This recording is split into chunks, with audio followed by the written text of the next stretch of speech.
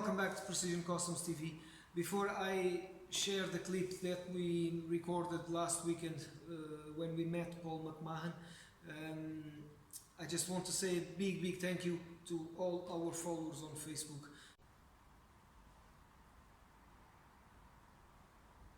"8,000 followers. My friends, I'm just... Can I repeat this because I'm... Oh my God, 8,000. What the heck? How is that possible? But the main focus of today's episode is actually the interview that we had with Paul Mahon last weekend. Paul does road races here in Ireland. He races the classics. We knew that he was getting busy with the season ahead, that he was getting prepared for the new season. We saw as well that he brought a few hiccups from last season where he had a few engine failures, so he was making sure that the bikes were up top condition. It was really cool to call over down to his humble shed.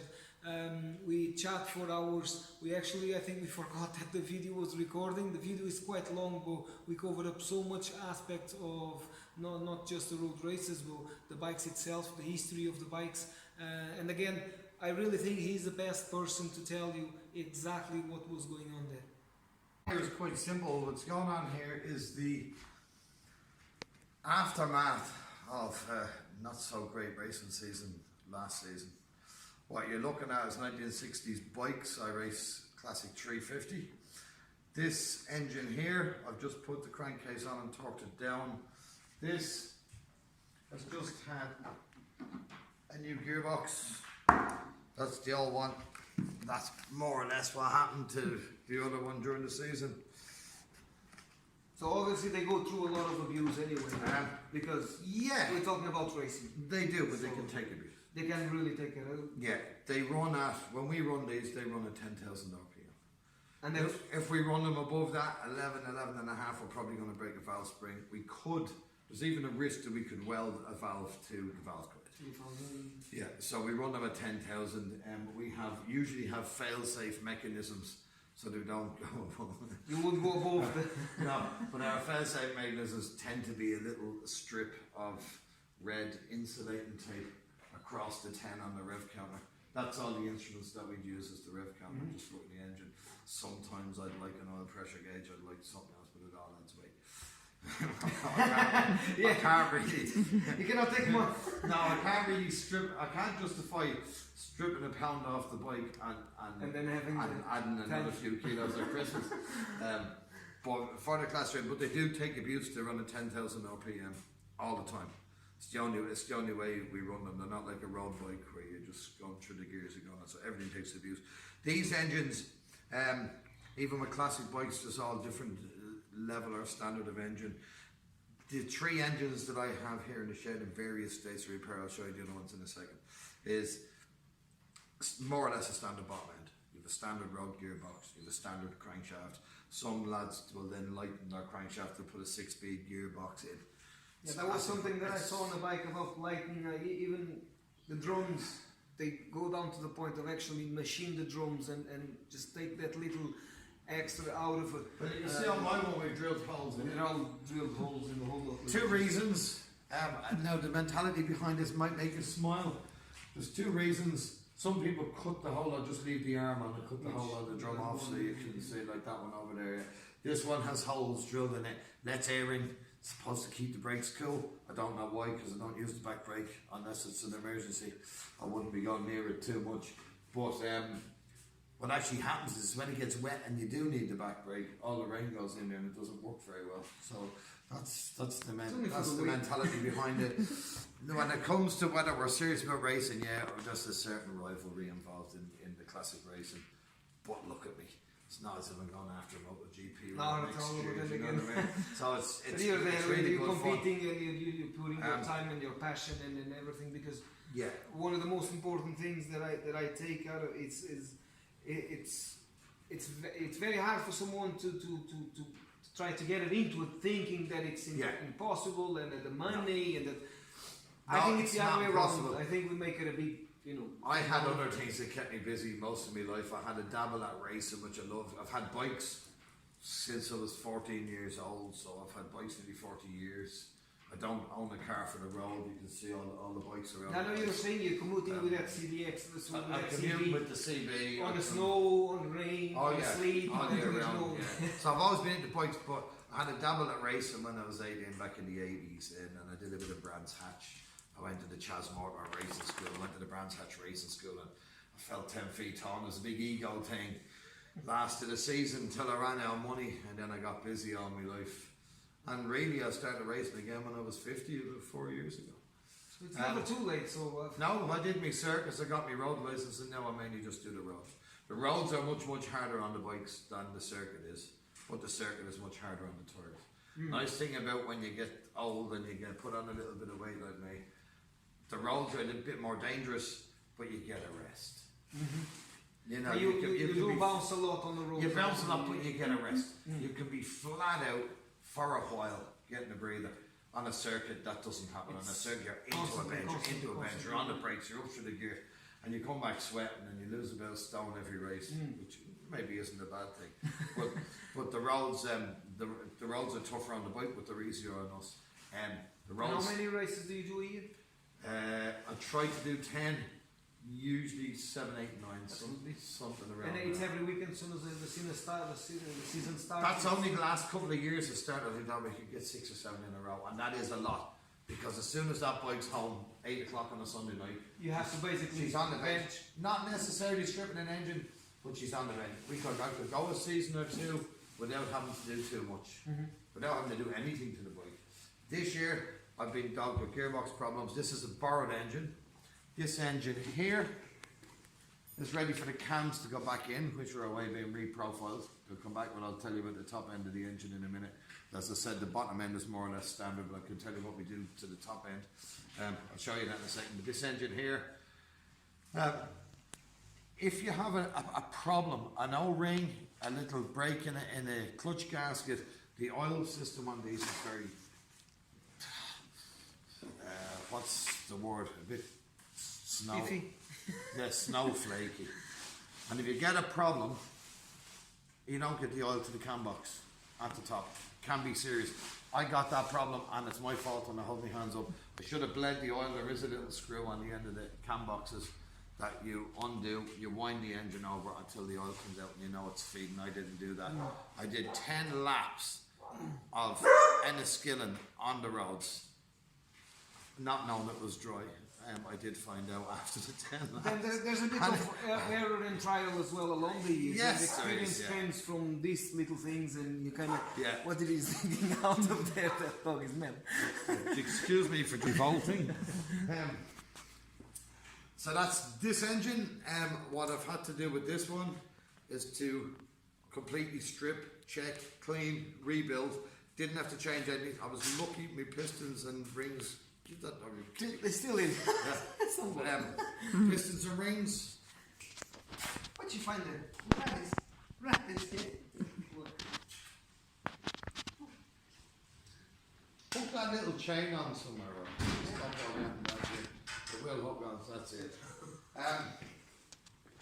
So mainly what I need to do with this one is the top end. I've had to have the Camry profile, but it gave me a fright because it happened in Enniskillen, which was the start of last season, and then I have a whole seasons to go, and I have no engine. So a very good friend of mine, Keith Baxter, loaned me his bike, which is that engine there. And that's the bike. That's the bike. It's on the back. It's at the back over there, and that's where the new gearbox went in because I was down to gearbox problems. So last season I had to resign myself to making up the numbers really, but it was. I enjoyed it till the second half of the season and then I stopped enjoying it. I don't like making no one likes making up the numbers.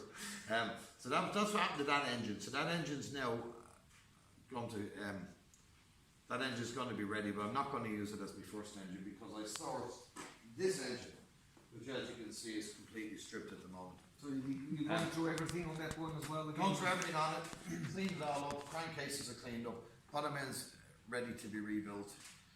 What I had to do is standard parts and just about to ask for the parts. So yeah. You still manage to find the parts with ease. You do find parts, but you're not finding standard parts for the most part. This box of goodies here, there's a clutch, there's pistons, there's a kickstart, there's a generator.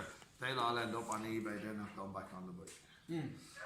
Because I can actually do without a lot of stuff. I don't need wiring, I don't need. And there's a lights, lot I of don't people need a looking for generator. that as well, so it is kind of Hopefully. have things rolling around. But the likes of this little plastic cam chain tensioner, it does the job on the road bike. It doesn't do the job for us. So Yeah, no, that'll because get again, changed you're riding with so much RPM. to this performance Teflon. And there's one of these, so everything I show you is the same. It's going to be exactly the same spec. When these bikes are built and they come out on the road, they're called a 350. They're not. They're a 324cc, and that's with 64mm pistons. So what we do is we bore out the barrels to 66mm, and we get these nice high compression race Omega race pistons. You'll see that they're beautiful. It's an absolute. Just by looking into them, they know It's an they're absolute good. Oh, that's shame. gorgeous. Look at that. It's an absolute shame to go and hide that. Actually, inside you don't see an that engine, inside isn't the it? engine actually. But That's they're- gorgeous. the high compression.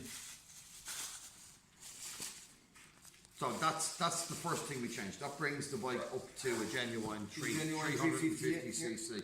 If we go above that, we can start find ourselves in trouble because we're then running in a different class. In a different class.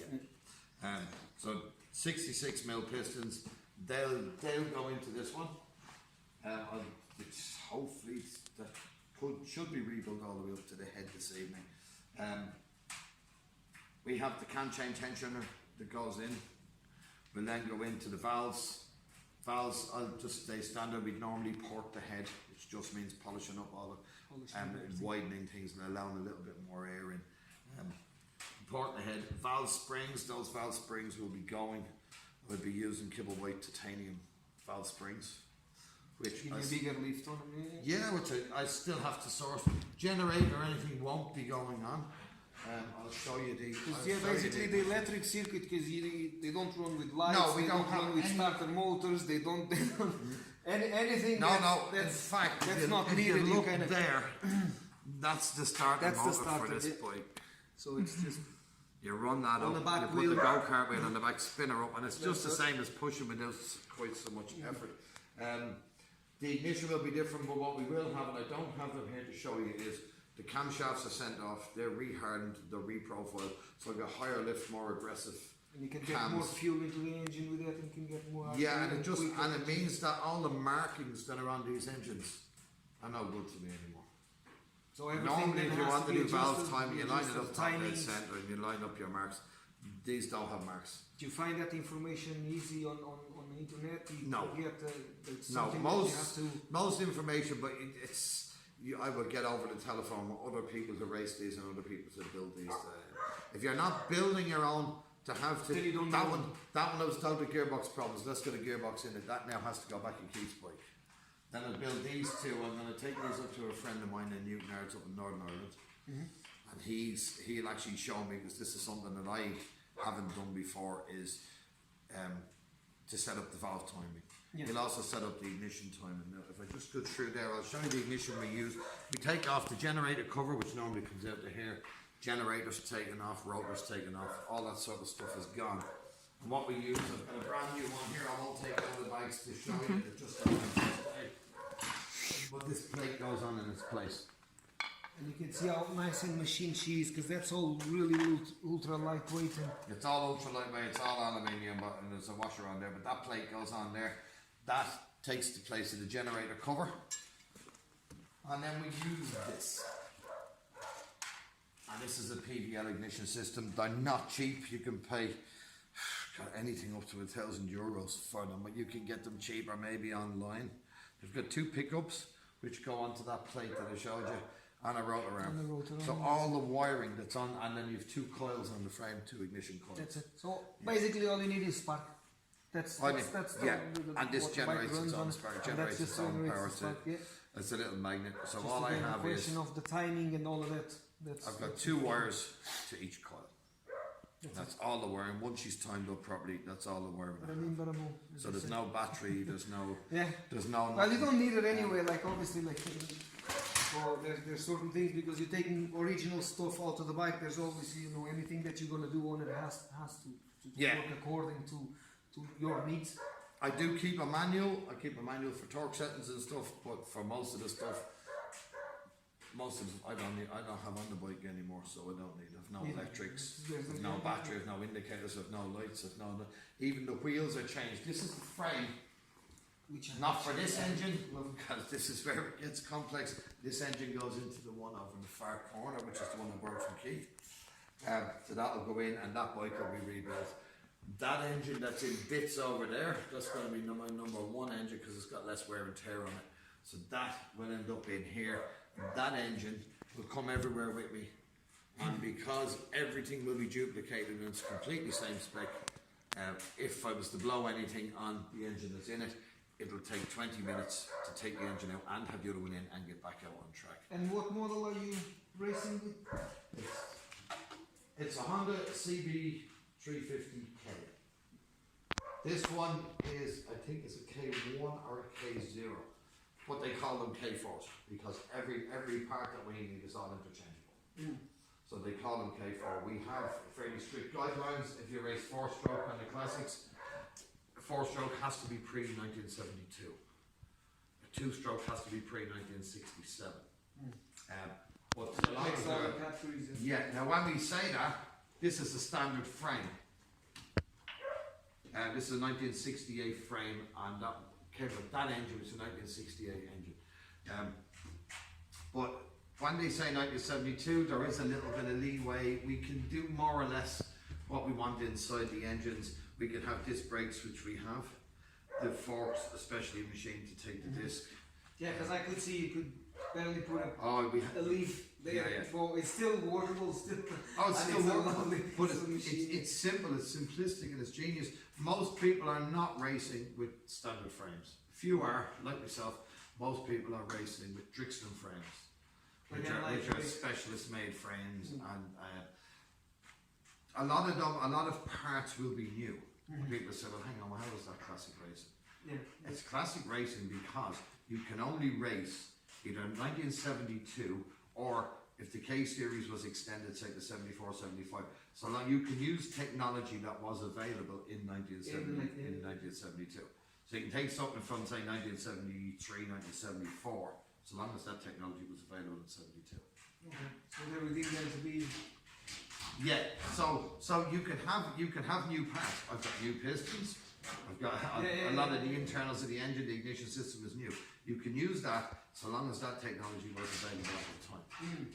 Because at the time when these bikes were racing in 1972, of course you could buy new parts and put them. Yeah, well, at the time they had new parts as well. Yeah, so if those parts are still available in the same spec now, as or somebody's making them now, then you can use them. You can use them on a race. That isn't the case. People aren't making new parts for this. So you're scouring the internet. A lot of what I've got, the ignition system come in from America, the valve springs will come in, the cam chain tensioner come in from America. I can see a lot of stuff actually on the back that was just machined. That was just mill machine, that was just lead machine, and just fit for the purpose, and that's it. Classic race. Classic race is fantastic. I think that's the point. I think that's the point. I think that's what's beautiful about it. It's making something that's so old still racing these days, and finding for the parts, and even maybe finding something that was not suitable for the bike and make it work on the bike. I think that's the beauty of it, and I think that's what keeps you here so many hours on the shed. And you finish your work, you come up, and all you want is just get your hands. Oh, look, like I said, I started racing 4 years ago when I was 50, and I had been skydiving beforehand. I'd been flying airplanes beforehand, and it wasn't a whole family event. And we just happened to go to a race one day. I wasn't at the parachute club, one of the rare days. We went down to Mahon, and I met a chap called Gary Hutton on a little 200, and I fell in love with this bike. These were the bikes I grew up with in the 70s. These are the bikes, and if you Google Do the Ton. They're called cafe races for a reason, and the reason was there was bikers back in the day when they had the rockers and the mods way back in the 50s and 60s, hung out in cafes, not pubs but cafes around London, and they used to do as much as they could to make the bikes faster than the next fella's bike, and then they would race into the next cafe, and that's where the term cafe racer came from. and people with these. I grew up with these bikes. So there's all And I that fell in- history yeah. as well that brings the memories Oh, back, absolutely. and it brings all that. And it's not Even just the the smell, memories. and I have to say that if there's something that I love on these bikes, it's the smell of the oil, and especially when they're running and the two-stroke smell. It's something that just brings. I'm only on my 40s now, but I still have some memories from when I was 10 and when I started to run around the bikes. And there's something that just I close my eyes and brings me back to those years. It's actually the smell of the oil and the two. It smells of calm. It's calm. You don't find it. Catalytic The bikes now, conversion actually, the emissions. new bikes now, they smell what they call them. They smell rotten They eggs. smell like cars. So like kind of like a catalytic converter, Yeah. something like that. Yeah. And I hate that one. And it's the same. And it's going to be worse with the electric stuff coming in. So I hope they will never die. I hope they will stay here for many, many years to come. And I hope to make a lot of more interviews with you. And I'll meet you down on the road races, because I know you're gonna start. Just before we finish up, we use very simple processes. If you want to get your forks done on your superbike for racing now, somebody's going to plug it into a laptop. The same as they do with cars and all that, and they'll work out your telemetry for your forks, and they'll do all this, and the next thing you'll go out and race. This is a cable tie. And what I do is, if I want to know, if I need to adjust my preload, I need to change my oil, I need to get my suspension harder or softer, what I do is I put that cable tie down there, and then I go and run around and I do a couple of laps, and then I come back and see where the cable tie is. See where she is? Yeah. And if the cable tie is somewhere up here, then my suspension is in their need of stiffening up. And if it's down here, then it needs softening. And if it's somewhere up here, I'm happy enough. And plus, you'll feel it on the bike. But they're the sort of but those are the things. It's a lot cheaper than your laptop. You don't need big technologies for it. Just keep your common sense there, and that's it. No, absolutely. And we use a transponder for speed. It's a transponder on the side. We charge it up, and then we get timesheets and digital timesheets. Yeah, and that's spread every time that Do you know what? It's great fun. It's a lot of like-minded people, and you go out and there's a rival. If you have any feelings, just leave them in the car or leave them at home, because they're getting battered into a shadow of our former selves once we all get together. But it's just fantastic, and it's something for the whole family. Like you said, the sounds, the smell. I fell in love with Gary's bike, and I thought, hang on a minute. Here's something I can do that the whole family loves as well, and we have a camper van. I was just about to say about the camper van, because you came down, you mount everything, you put your awnings, you put your barbecue on, you have your kettle on, you have the kids running around in the field, you have the family, you have the, and then again, I don't feel it like if we go to see a MotoGP or a TT or whatever, I can see the competition level there. It's everybody on their own, and it's everybody for themselves. There's not same on the circuit. There's not the same thing as you go into road races and you see all the families hanging around and the lads coming together, and there's a guy that comes to a pit, and there's another guy that comes to another, and that's something quite nice. No, but the classics, if you're at the last race of the season and you're looking to win it, and there's a couple of points in it, and you blow up your engine, your fiercest rival who's looking for the championship off you will loan you their spare engine. You don't find that anywhere. You don't find that anywhere. It's fantastic. No. Everybody helps everyone out, and there's steaks and barbecues. And when you arrive at the circus, like you said, it's everyone for themselves. It's very quiet. There's not a great atmosphere. You arrive There's at the actually roads. a happiness. There's happiness in the air of not a negative thing, but you can feel that pressure of everybody trying to hide everything. Don't let anyone come around, take pictures or whatever. Well, no, that doesn't. Now, when you arrive on the roads, you're in a field, lovely grassy field. Usually on a summer's evening is when you arrive, and the burger vans are going, and the generators are going, and the smell of petrol, the super bikes are revving up, the dyno, someone has a dyno going, all the bikes are getting checked out, the smells in the atmosphere. Yeah, it's and then truly, over this, you can have up to 100,000 people over the course of the weekend for the Saturday and the Sunday for the practice day and the race day, and it's just fantastic. But when the classics start up, you get your smells. You get your Castrol ore smell. You get your racing fuel smell. Your heart starts racing and everything. It's just, oh my god. And your sounds. And look, up to a couple of years ago when classic racing came out, everyone else used to go for a cup of tea. That was their break time in between races. All the spectators. But over the last couple of years, anyway, we've seen that people are coming to watch the classics now. People are getting interested, and we're getting bigger crowds. And it's lovely to see this wave of colour go by as you fly down a country lane at somewhere near 100 miles an hour, Obviously, a lot slower than some of the modern Some of bikes. the boys, but then again, still Where you're for going on. what they are and for the Oh, yeah. technology, for the suspension, for the no brakes, for the they're still doing a crazy speed on it, and again. But look, it's an amazing feeling. You see this wave of colour going by in the hedges and That's up on the banks, and road racing is in your face. The spectators are at the That's sides of the actually road. at the edge of the Yeah, road. as you go by, and you see all this colour, and then most tracks will have a warm down lap. Where we just finish on the ground and whoever wins it. But it doesn't matter whether you're first or you're last at that stage. You've got people standing on the banks. Oh, you have a and brilliant day, clapping in your way. and you have a family beside you, and Absolutely. you have all the friends Yeah. there with you, and you make more friends every time you win, and brilliant. And it's fantastic to be in the paddock with all the setup, and the bikes are there on the stands, and especially with young kids, but anybody who wants to get adults, kids, they'll come round, they can have their picture, they can come in and sit on the bike and sit have on their the bike, picture take a taken picture. and have a chat with you. And it's just a fabulous weekend away. So we were just Yeah. thrilled for the road races to start, and I cannot wait to meet Paul on the road again. And Well, look, thank you, and I'm very, very flattered that you came out not to at see all, me. not at all. A man of your calibre. Oh, stop. Not at all. This is Thank what you very makes me. This is what makes Precision Customs to be kind of in a spotlight now. But again, guys, thank you so much. Thank you for watching, and I'll see you soon.